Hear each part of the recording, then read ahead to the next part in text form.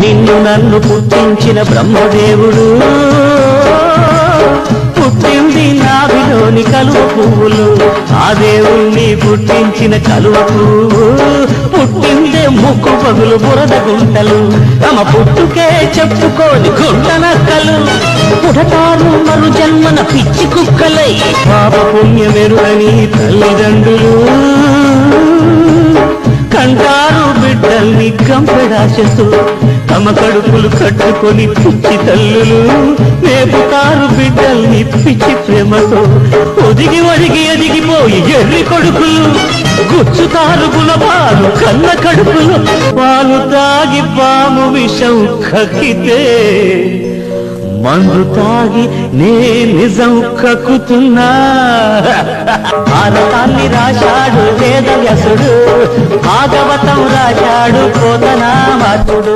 రామాయణం ఒక్కడు, రాజకీయం ఒక్కడు, రాజ్యాంగం ఒక్కడు రాసి పారేశారు. ఒక్కడైనా ఎక్కడైనా రాశాడా పేదవాడి కథ ఏమిటో.